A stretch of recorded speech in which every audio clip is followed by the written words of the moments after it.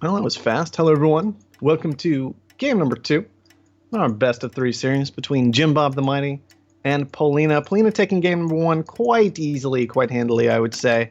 Gets a strong found location, goes for the majority buy on HQ4. Jim Bob just stuck in the mud, can't get past HQ3, and too much debt to really proceed through that game.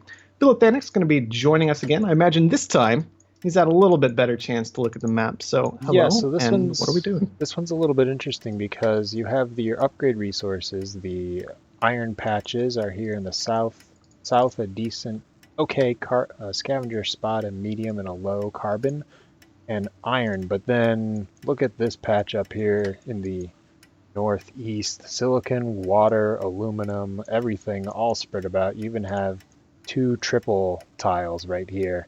The only problem with it is it's not next to any upgrading resources. Yeah, seems So a difficult one to figure out this in one is particular. not an obvious map on how you should found or play it. Jim Bob deciding that he is going to eat the shipping costs for his iron and decides to go with the wealth of resources. Immediately upgrades to HQ2 on the strength of that found, selling down. An expansive HQ has been founded. Well, maybe he didn't sell down anything, but anyway. Well, he managed to just pick up so many resources anyway. It looks like he sold a little bit of water, a little bit of maybe not silicon, but maybe some water in order to push to that upgrade. Also collected plenty of aluminum for it, but is going into steel despite not having any iron.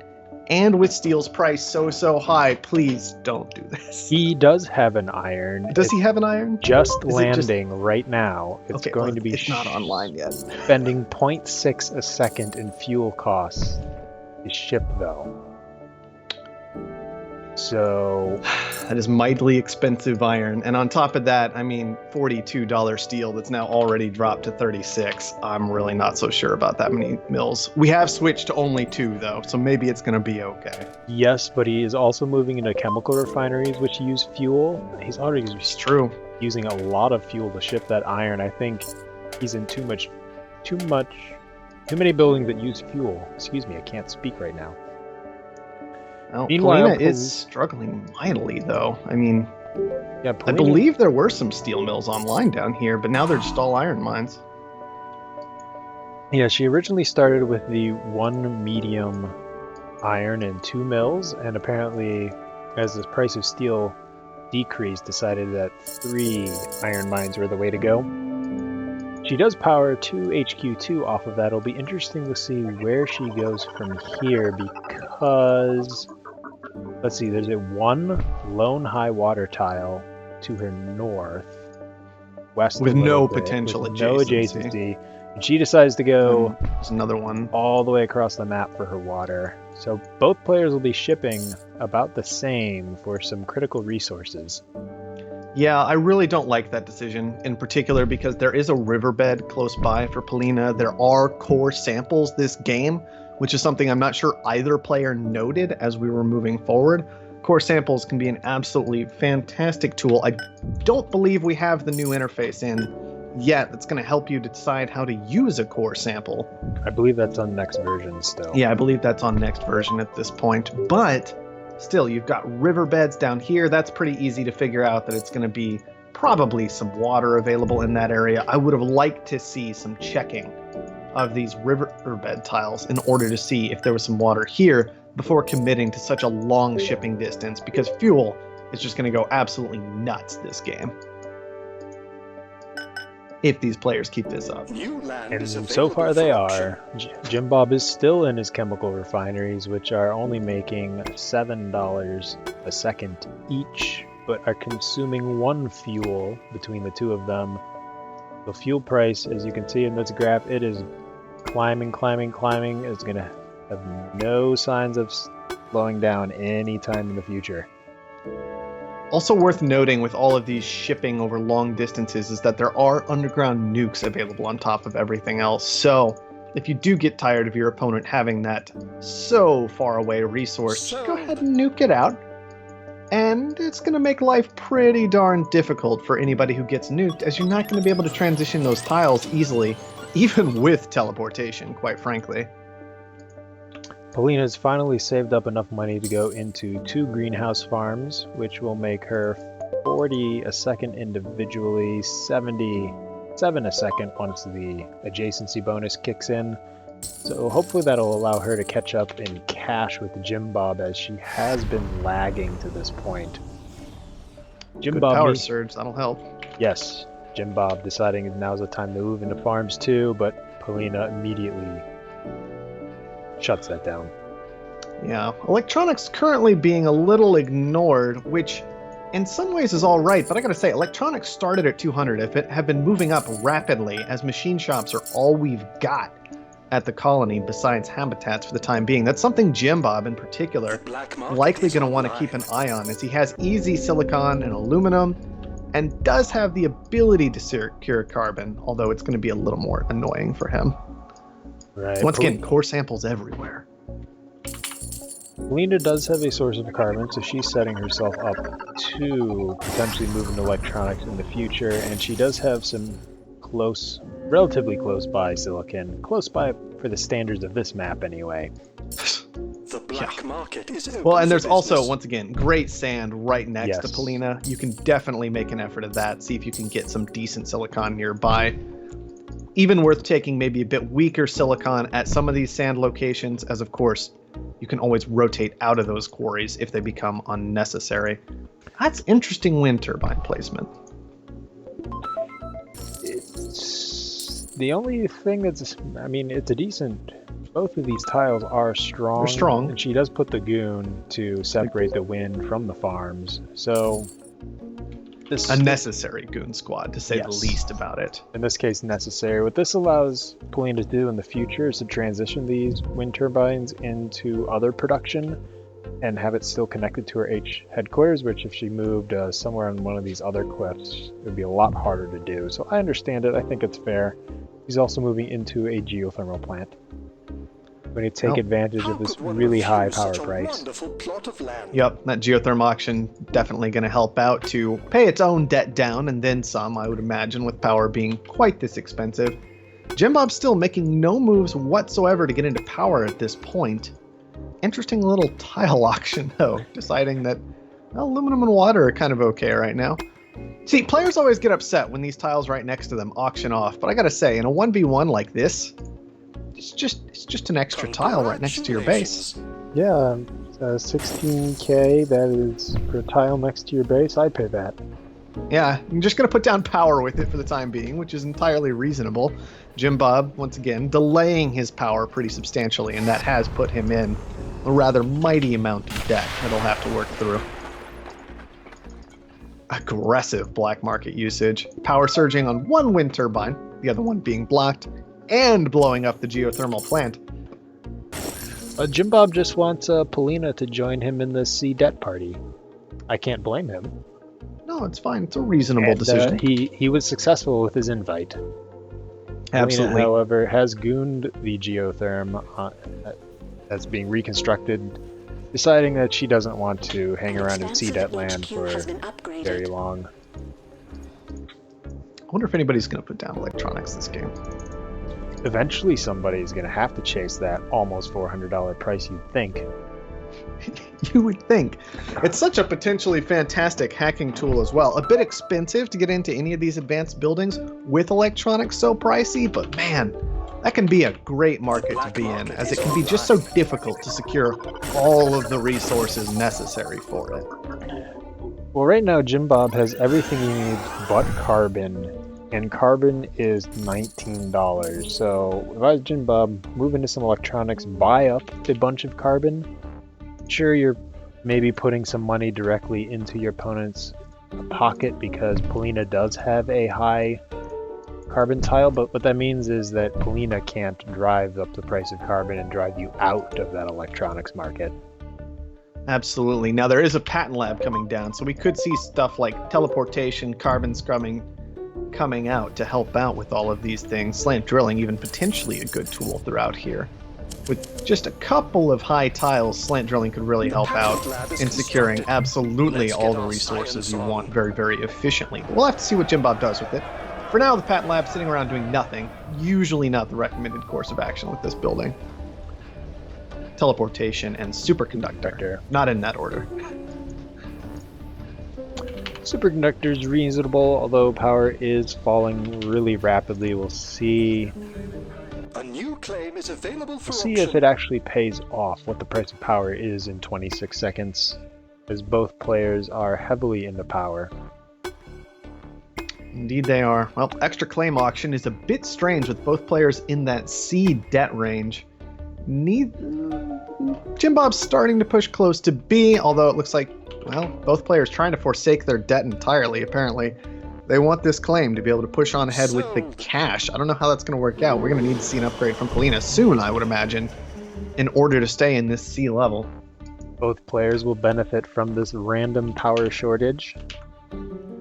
Holding the price of power steady. Well, it's actually strong enough that it's creeping back up. But Jim Bob will be very happy with its power shortage, as power will still be high when superconductor finishes and the slowdown strikes on his solar panels end. Yep. The nukes have begun. Jim Bob going ahead and knocking that high down to a low for Pollina's water. Could be a nice move, especially if it's followed up with additional nukes. Jim Bob is already working on taking away teleportation. About 60 seconds left on that. 1 minute remaining. I doubt Pollina is going to be able to do anything about it. That's going to make him a lot more resistant to nukes in its own fashion, and will cause Pollina potentially some difficulties. Core sampling out the very distant water manages to hit a high. That's one way to try and solve the nuke problem, but I don't know how long that's going to last. The black market Yes, is Jim open Bob for is going business. into a second patent lab. He probably was going to... He was obviously anticipating my criticism, because right now he has 3 patents queued up, only 1 researching. That is a lot of money and chemicals tied up that you can't use anywhere else. Except that he's moving to a second patent lab, Patent lab is so ready to begin I guess I research. can't complain about it too much. Yeah, I'm a little surprised to see nanotech coming out in particular, although steel is quite pricey, so it's going to be all right. Finally, without adjacency, these things make $104 a second. By the way, I just want, in any case. Yeah, it's Jim Bob moving into them after Pollina has a triangle up, which are making 206 each. She's also going into 2 more where her farms used to be, which will make 168. She's holding onto her stockpile instead of selling it down. Jim Bob is also holding onto his stockpile instead of selling it down, so there's potential for players to take some profits from each other, but neither is... All right, Pollina began. There you go. Okay, there we go. 1,000 a second from electronics production right now. Nukes continue to rain down. That one is going to hit some silicon. New land is Oh, available boy. for auction. The nukes on this map potentially making things very interesting, but that is quite an awkward auction. Valuable silicon according to the price, but both players know they do have some form of a stockpile ready to go. I'll have to see how they value this particular tile. Right, Jim Bob nuking Pollina's silicon and immediately buying into 420 silicon, trying to make Pollina's electronics unprofitable. If he wants to keep it that way, he's going to have to get this high silicon auction, which has got to be something he's not too thrilled about. Congratulations. Well, it works out all right at the end. And while it's not a great tile for him in a lot of ways, at least he does keep it away from his opponent. So still a strong auction to go ahead and pick up, I would say. There's just cash flying around everywhere this game. Both players with a rather absurd amount of money, but not quite able to upgrade with steel so expensive, with glass so expensive. Everything is just pretty expensive. The Jim Bob keeps on setting himself up for the late game very well by picking up some of these key patents: carbon scrubbing, teleportation, nanotechnology. If he can, he does have a slight cash lead. His debt is at C, but so is his opponents. If he can keep this game going long, I like his odds. Yeah, things are looking better and better for him as time goes on. He's got the 80 glass secured that he needs in order to upgrade. However, I don't know if I want to see him upgrade just yet. I guess it's going to be all right. He's back down to 1 patent lab, far more reasonable thing to do. I am a little upset about the fact that he hasn't picked up virtual reality just yet, which should prove quite profitable this game. There's some absolutely solid Pleasure Dome locations, and of course, 2 expansive players looking at a very long game. I'd expect that Pleasure Dome to be extremely profitable. So I do want to see that picked up by one of our players before too long. Despite... Okay, well, Pollina does not have 2 wind turbines, electing to go into D-debt to get the patent lab instead. So she's running off of a slight power... Well, now she has a slight power deficit. It's alright though, power only at $30 for the time being. That's really not going to cost too much. The steel is proving quite profitable for both players for now, certainly a good thing. Jim Bob has committed quite heavily to these farms as well. Could work out quite well for him. $300 steel at the moment. That is just ridiculous.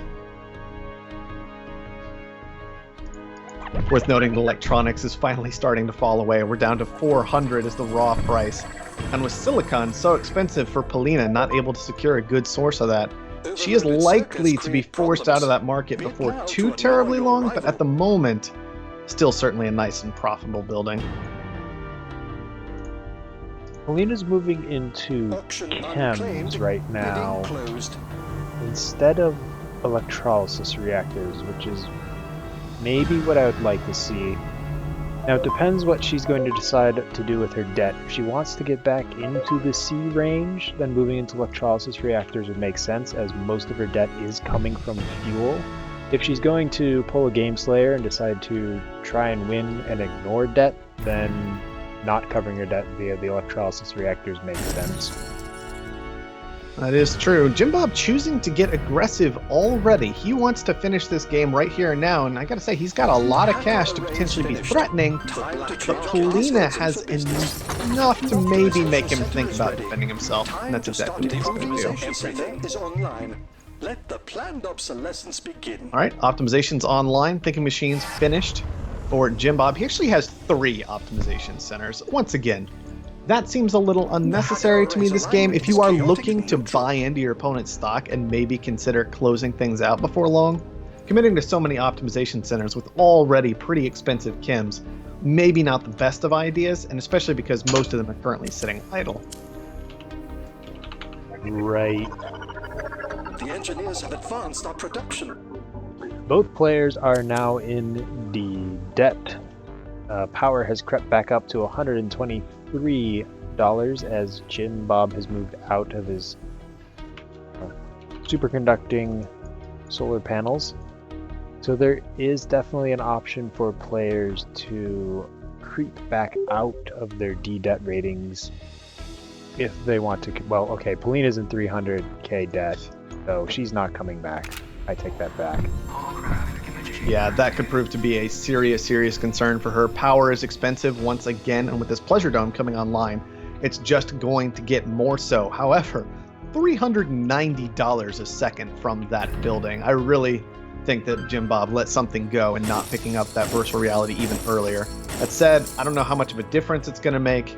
He does seem to have plenty of cash available to continue to be a threat this game, especially with this nice big stockpile of both silicon and fuel he has available. Teleportation certainly doing some work for him right now. Yes, Jim Bob has realized that Pollina does not have any source of fuel. Is shipping... let's see. Pollina is actually finally moving into fuel, but before then, this is new, she's using 2 fuel a second on her 10 freighters.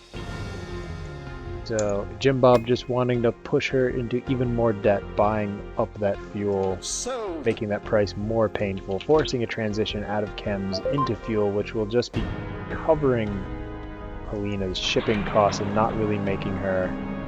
Well, there's enough. She's making 680 a second. But all of this should be pretty irrelevant considering, well, Jim Bob can kill Pollina whenever he wants. He just has to realize. Gonna have to sell down that silicon, sell down some of this glass electronics. It looks like we're making purchases looking at a potential off-world market, but that's just completely unnecessary this game. It's time to go finish this one up and go ahead and win. He does realize it, that red Our buy methods button, continue well, it No, was bought red in for the a water. while. It was there. We're just waiting. There we are. Game gonna go ahead and finish. Pollina in way too much debt to survive, despite potentially some strange plays from Jim Bob at the end of the game. All that said, he is going to take it with that patent lab and bring our series to 1-1 as we head into game number 3. Jim Bob says bad map. I can't disagree, but you I don't know still about need that. to be able to play on bad maps, unfortunately. I mean, I would not call that a bad map. I would call that a difficult map, but that's a very, very different thing. Fair enough. I'll agree with that. Difficult map, to say the least.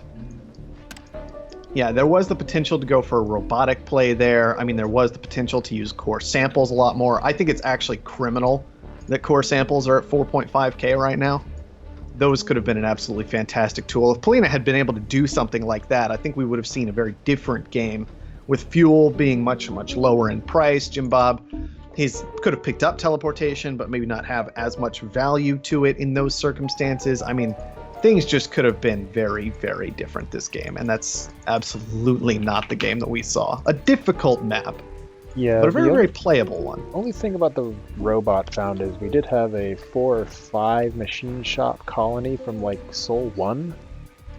So It's true. the prices for electronics, sure, robots only need half the amount of electronics to upgrade compared to glass for the other HQs, but that's still a lot of money for upgrading. Looking It at certainly is. the charts and graphs really quick, Pollina right here paying 200k in fuel costs for shipping. Jim Bob paying just about the same amount in water, but I thought he produced water. Well, he ended up paying about 1k total in water that game after bought and sold. A lot of that was just right Okay, at the yeah, end when he was bought doing and his selling thing. unnecessary buy. That's what I thought. But yeah, that auto purchasing fuel, definitely extremely painful for Pollina, although I don't know if it alone would have been enough to lose the game. Pollina had a rocky HQ1, and while we saw some recovery from that, it was never quite enough to fully pull back into the game. I think going for the 3 iron mines was definitely a mistake. It looked like it was 1 iron mine and 2 steel mills, and that's just all comes from maybe not having read the initial game state and the initial random price situation combined with what your opponent is doing well enough to get started in that game correctly. Other story of the game, black market purchases. Jim Bob the Mighty hit Pollina 8 times. Pollina only targeted Jim Bob back twice. Yeah, this was part of what I didn't like, frankly, about what Pollina was doing with her tile layouts. There was this idea that, yeah, okay, you can buy goon squads to compensate for these things, but you're having to buy goon squads. You can't hit your opponent back during those times. Maybe if you just adjust things a little bit better, if you go for just one source of power, then your goon squads can potentially be a little more effective and things will go okay. Because if we think about it, there was the geotherm that was purchased, and then there were 2 goon squads that were purchased, but then just the 1 wind turbine. You end up in a better situation potentially if you just goon both geos and have 2 geos instead of 1 geo and double wind turbine. Everything just ends up a little bit strange.